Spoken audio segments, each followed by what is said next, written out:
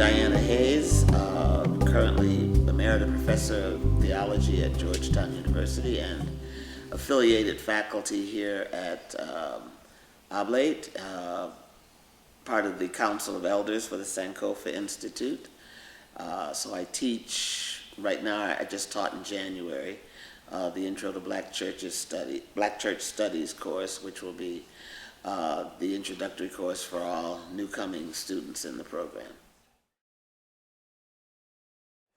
Well, what got me interested was, as I said in my talk this morning, my curiosity as to why were blacks Christian, and why did we continue to be Christians, and where were we then if we'd been Christians?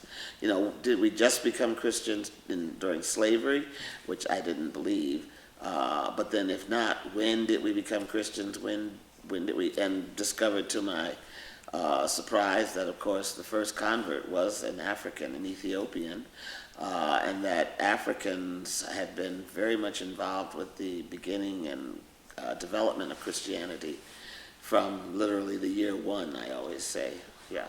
And most people don't realize that. And so building on that, as I began to do my theological studies and learning about black theology and then about womanist theology, both of which are theologies of done by African Americans, or actually by persons of African descent, because they don't have to be American, became much more interested in, well, you know, how are we going to get this story out? How are we going to help people?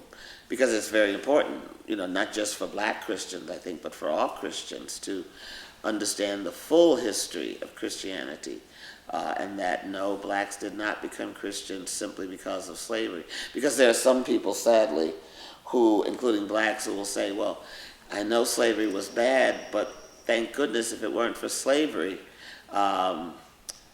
we'd be pagans. I said, no, because Africans were Christians already. Again, you know, my first 2 years in seminary at Catholic University in Washington, I kept wondering, you know, well, I know there were black people, you know, I know there are black Christians, so why don't we ever talk about, you know, that? And not until I think it was the end of my second or the beginning of my third year when I was introduced to James Cone by one of my professors and discovered black liberation theology. And that was just like, whoosh, it just changed my whole life, you know. Because I knew I was had been called into the church. I'm a convert to Catholicism for a reason, but it was not clear to me. You know, I figured God let me know sooner or later. And then that's when I said, this is what I'm going to be doing for the rest of my life, is trying to develop a black Catholic theology in company with black theology, but also to just basically straighten out history and the history of Christianity and the history of church, to show that African American, Afro-Caribbean, whatever, presence that has been there and has been a very important part of Christianity for centuries.